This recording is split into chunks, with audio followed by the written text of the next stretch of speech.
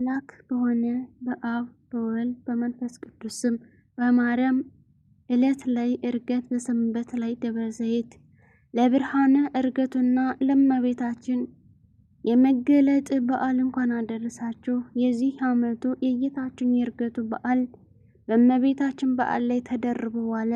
ምስጢሩ ግን አንድ ነው። የሰው መክበር ከባሕርየ መለኮት ተካፋይ የመሆናችን አስረጅ ነው። ልደት፣ ጥምቀት፣ ሕመምና ሞት፣ ትንሣኤና ዕርገት ለእግዚአብሔር ለአምላክነቱ ባህሪው የሚስማሙ አይደሉም።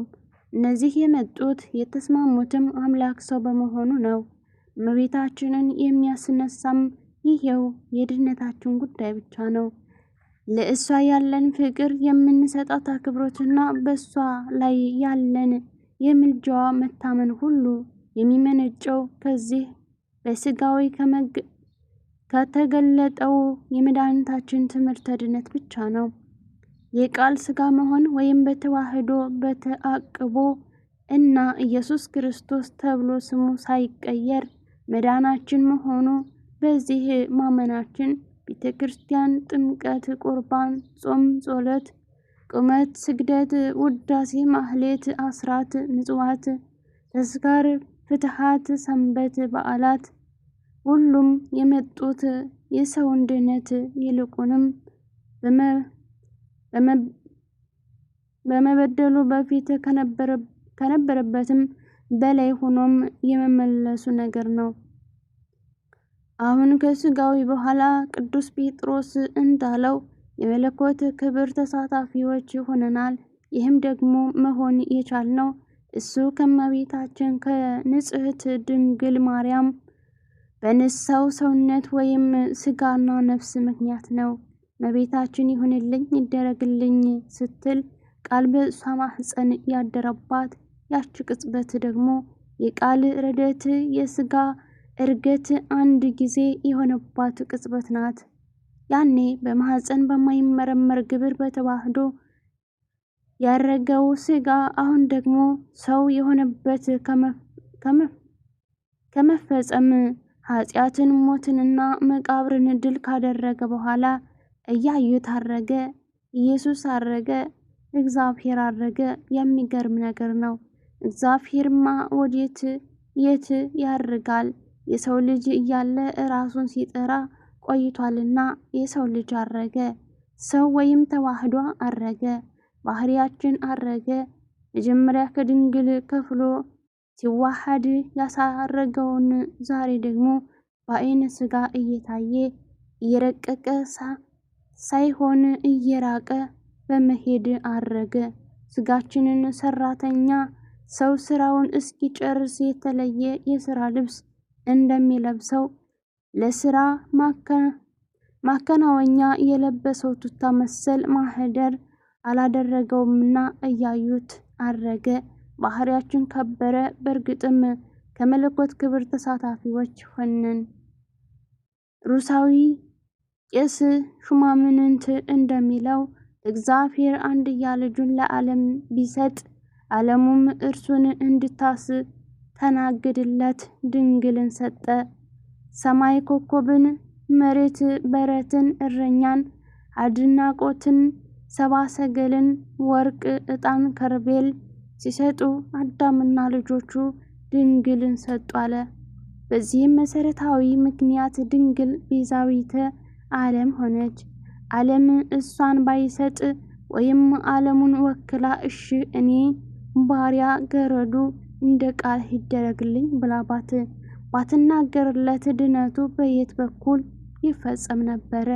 አዳኛችን ኢየሱስ የተባለው እኮ ሥጋ ከነሳ በኋላ ነው። ሥጋም ክርስቶስ የተባለው ቃል ከተዋሃደ በኋላ ነው። ይህ ቅድመ ተዋህዶ ሥጋ ቅድምና አለው ማለት አይደለም። በመንሳትና በመዋሃድ መካከል የሰዓት ልዩነት የለምና የሥጋ ክብሩ የሚጀምረው ከተዋህዶ በኋላ ነው ለማለት ነው። ሥጋም ያለ ቃል ተዋህዶ አያድን። ቃል ያለ ሥጋ ተዋህዶ አይታመም፣ አይሞት፣ ቤዛ ካሳ አይሆን። ቤተ ክርስቲያን ነገረ ማርያምን የትምህርቷ ማዕከል ያስደረጋት ጉዳይ ለድህነታችን ያለው ማዕከላዊነቱ ነው። አካላዊ ቃል ወደ ዓለም ሰው ሲሆን ቢመጣ ማዕከል ሆና የተገኘችው እርሷ ናት።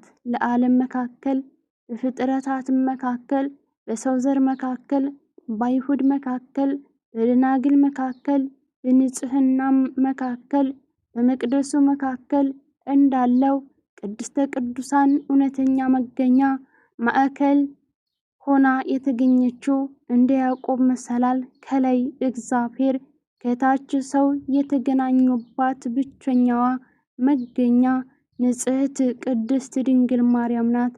ስለዚህ ለትምህርተ ሥጋዊ ማዕከል ነች። ለስርዓተ አምልኮታችን ማዕከል ነች። በማምለኪያችን በህንጻ ቤተ ክርስቲያናችን ማዕከል ላይ በሚገኘው በመቅደሱ እንደገናም ለመቅደሱ ማዕከል በሆነው በመሠዊያው ወይም በመንበሩ ላይ የንጽሕት ድንግል ማርያም ስዕል የሚገኘው ለመስዋዕቱም ለስርዓተ አምልኮቱም ሆነ ለትምህርተ ድነታችን ማዕከል እርሷ መሆኗ ነው።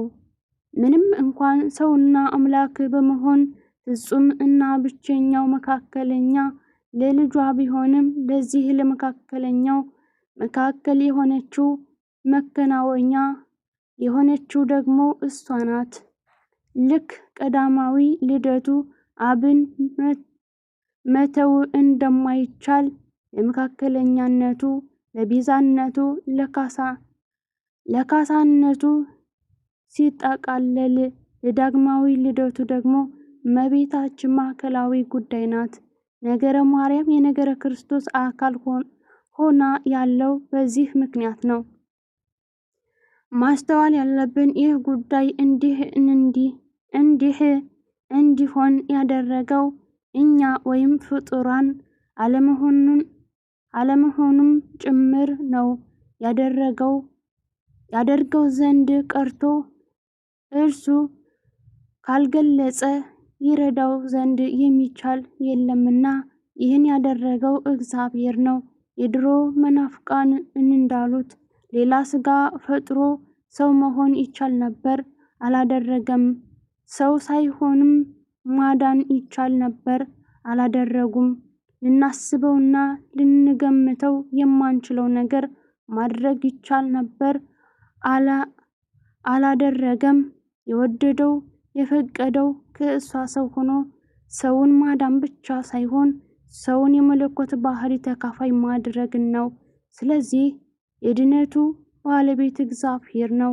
እሷ ዓለሙን ወክላ ወይም ተሰብስበን ወክልናት ሳይሆን ለእሱ ሰው መሆን በሚገባ እምነት፣ መታዘዝ እና ንጽሕና የተገኘች እርሷና እርሷ ብቻ ናት። ይህም ማለት አላዋቂዎች እንደሚሉት በግ በግን፣ አንበሳም አንበሳን እንደሚወልድ አምላክን በፍጥረት ልማድ የሚወልዱ ሆነው እንደዚያ የወለደች አይደለችም። ራሷን አምላክም አላደረገችም። እሷም ከተመረጠችም በኋላ እጅግ ትሑቷ እመቤቴ ባሪያው ገረዱ አለ ሁለት አለች እንጂ እጩ እናቱ እንኳን አላለችም። ቀድሞ አምላክነቱም አልነበራትም። የሚራባ የሚደረግም አምላክነት የለምና እሱ በባህሪው አምላክ የሆነ ከእሷ ሰው ሆኖ በተወለደ ጊዜ ግን የእርሱን ሰው መሆን እና መወለድ ተከትላ ወላዲት አምላክ ሆነች። በአምላክ ሕሊና የነበረች ቢሆንም እሱ በዳግማዊት ልደቱ ከእሷ ከመወለዱ በፊት ግን ወላዲት አምላክ አልነበረችም። ቅዱስ ወንጌል እንዳለው አንዲት ድንግል ነበረች እንጂ እርግጥ ነው ከድንግል አንዷ አልነበረችም። አንዲት ድንግል ነበረች እንጂ ከእሷም መካከል አንዷም አልነበረችም። ከሴቶች ሁሉ የተለየች ነበረች እንጂ። ምክንያቱም የእሷን አይነት ደናግል ንጹሐን እምነት ትሁትና መታዘዝ የነበረው ሌላ ድንግል አልነበረም፣ ወደፊትም አይኖርም። የሰውነት የመጨረሻው ልኩ እሷ ብቻ ናትና። ለዚህ ነው ከእሷ ሰው ሆኖ በነበራት ላይ እንደገና ወላዲት አምላክ ተሰጣት። ይህም ማንም ሊገልጸው አይችልም፣ ሊደረግለትም የሚቻል የለም። እናት ስትሆን ደግሞ አሁንም ድንግል እንደሆነች ቀጠለች። እናት ከሆነች በኋላ ድንግልናዋ እንደቀጠለው ካረፈችም በኋላ ሕያውነቷ ቀጠለ። ይህ ሁሉ የሆነው ወላዲት አምላክ መሆኗ ነው። ስለዚህ እንደ እሷ እናት ሆኖ ድንግል አርፎም ሕያው የሆነ ከፍጥረታት ወገን ሌላ የለምና እሷ አንዲቱ ድንግል፣ አንዲቱ እናት፣ አንዲቱ ሴት እንጂ ከደናግልም ከእናቶችም ከሴቶችም አንዳንዶቹ አይደለችም። እርሷ ለወለደቻት አንዲት ናት። እርሷ ለቤተ ክርስቲያን አንዲት ናት። እርሷ ለዓለሙም ለፍጥረታትም አንዲት ናት። እሷ እንኳን የሚተካከላት ይቅርና ሁለተኛም የላትም። እርሷ አንዲት ብቻ ናት። ከሊቃውንት አንዱ እንዳለው ካልተሳሳትኩ ጠርጥሎስ ይመስለኛል፣ ለጌታ በሰማይ ወይም በባህር የመለኮቱ አንድ አባት አብ፣ አንድ ሕይወት መንፈስ ቅዱስ እንዳለው በምድር ወይም ሰው በመሆኑም አንዲት እናት ድንግል ማርያም፣ አንድ አካል፣ አንዲት ቤተ ክርስቲያን ብቻ አሉት። ስለዚህ ነገረ ማርያም የነገረ ክርስቶስ አካል እንጂ ንጥል ሆና የመጣ አይደለም። ይህም ያደረገው እሷን እናት በማድረግ ራሱ ጌታ ነው። ያልተረዱት ሰዎች እንደሚሉት እንደ አምላክ የምትታይ ተገዳዳሪ ወይም እርሱን የምትጋረድ አይደለችም። እሷ ሰው ሆኖ የታየባት መታየው እንጂ መጋረጃው አይደለችም።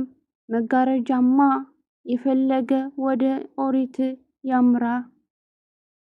ባህሪው እጹብ ድንቅ ሆኖ ኃያሉ ሲገለጽ፣ ተራራው ሲጨስ፣ የሰው ልብ እንደ ሰም ሲቀልጥ ያየዋል። በደመና ሲነጋገር ያየዋል። ድምፁን የሰማ ሙሴ እንኳን መታየት የሚችል መስሎት ፊትህን አሳየኝ ሲል ሰው አይቶት አይደለምና ልታየኝ አትችልም፣ በኋላ ዘመን ግን ታየኛለህ ሲል ይሰማዋል። የሙሴን አምሮት ያላስቀረው አምላክም ሙሴ ከሙታን ቀስቅሶ በደብረ ታቦር የታየው ከእመቤታችን ሰው ከሆነ በኋላ ነው። በመጋረጃ በድንኳን እና በደመና መጋረጃ ዘመኑን የመጨረሻው እና በደብረ ሲና በምሳሌ የተረዳውን ያሳየችው እመቤታችን ናት። እንኳን ከስጋዋ ስጋ ከነፍሷ ነፍስ የነሳባት እናታችን እመቤታችን ይቅርና ጌታ ካረገ በኋላም ቅዱሳን የክርስቶስ መታየው መገለጫው እንጂ መጋረጃዎች አይደሉም። ቅዱስ ጳውሎስ አሁን እኔ ለራሴ አልኖርም፣ በእኔ የሚኖረው ክርስቶስ ነው እንዳለው፣ ቅዱሳን የሚባሉት ለራሳቸው መኖር አቁመው በእነርሱ ክርስቶስ የሚኖርባቸው፣ እነሱ የሚሰሩባቸው ተአምራት የሚያደርጉባቸው፣ እንደ ጴጥሮስ በጥላቸው እንደ ጳውሎስ በጨርቃቸው ቁራጭ ሳይቀር የሚገልጥባቸው የሚታይባቸው ናቸው። ሲጀመር እነሱን ሊጋርድ የሚችል ማን ነው?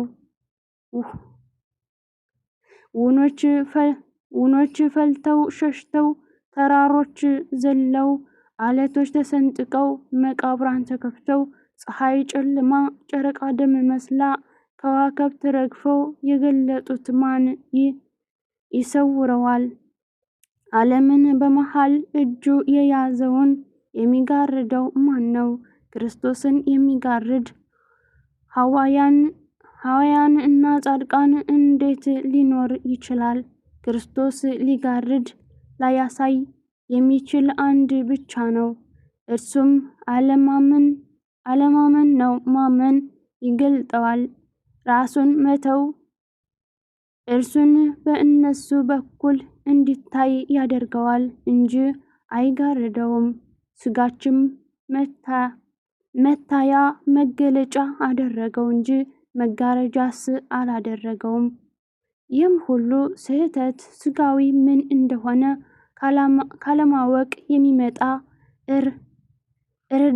እረዳለሁ ከሚል ትንቢት ከሚመነጭ አለማመን የሚመጣ መታወር እንጂ መጋረድ አይደለም።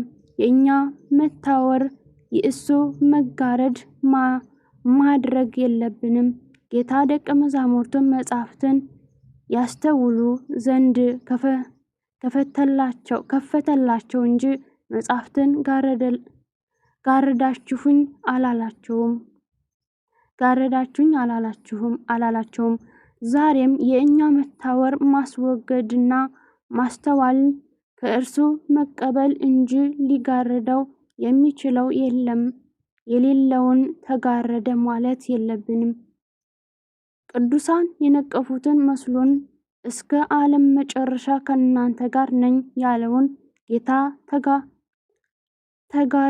ተጋረድክ እነሱ ጋራ የለህም እያልን አጋንንትን ማታለል እናስተጋባለን። ያረገው እሱ ከድንግል ሰው የሆነ ነው። ያረገው እኛን ሰውነት ገንዘብ አድርጎ ከእርሱ ባህሪ መለኮት ያሳተፈን ነው። ያረገው ከቅድስት ድንግል ማርያም በነሳው ሰውነት ነው።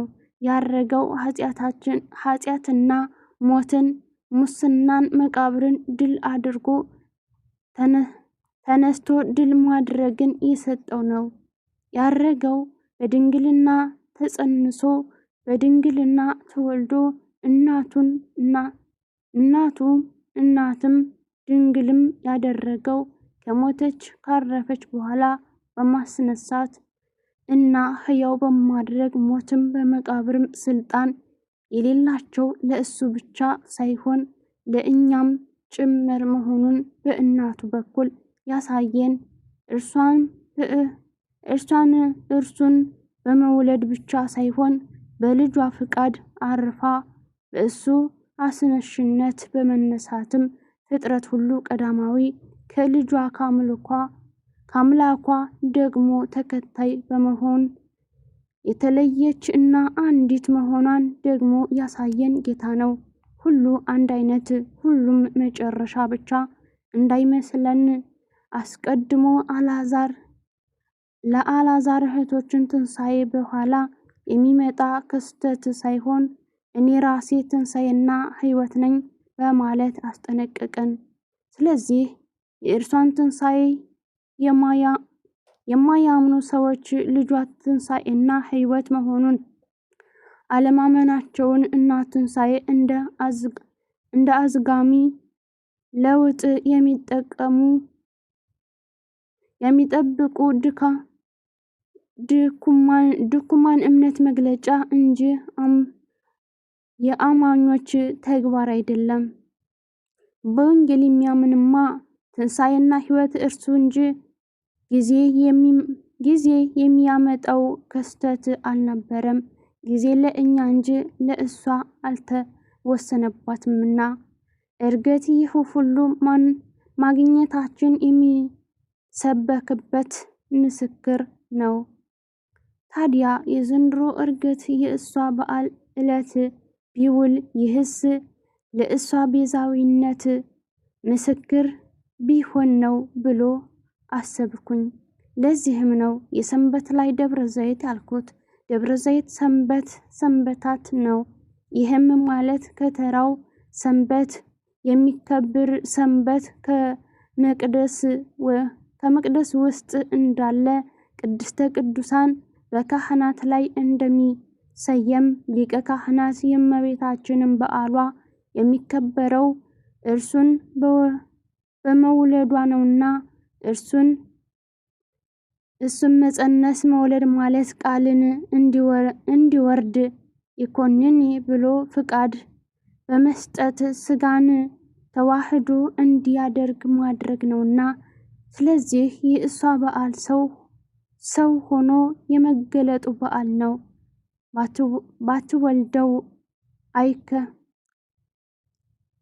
ባትወልደው አይከብርላትም ነበርና፣ ስለዚህ ነው በሰንበት ላይ ደብረ ዘይት የምንለው። በእናቱ በዓል የእሱ ዕርገት ባስከበራት ላይ የከባሪውን በአንድነት ዕለት ማክበር ያው በሰንበት ላይ ሌላ የከበረ ሰንበት የሚሆነው። የእሷም በደብረ ምጥማቅ መገለጧ በእሱ ሰው መሆን ይልቁንም ሞትን በሞቱ ባጠፋው በእሱ ትንሣኤና ዕርገት መሠረትነት ላይ ባህሪያችን መክበሩን የሚያስረዳ በዓል ነውና በምስጢር ያው የዕርገት በዓል ነው። ዕርገትም የእናቱ በዓል ነው። ለዚህ ነው አንድ ሰንበት ሌላም ሰንበተ ሰንበታት የተባለው። የእመቤታችን ፍቅሯ ይደርብን፣ ልጇም ይቅርታን ስርየትን ይስጠን፣ የበዓሉ ተካፋይ ያድርገን። ወስብሐት ለእግዚአብሔር ወለወላዲቱ ድንግል ወለመስቀሉ ክብር። ይቆየን።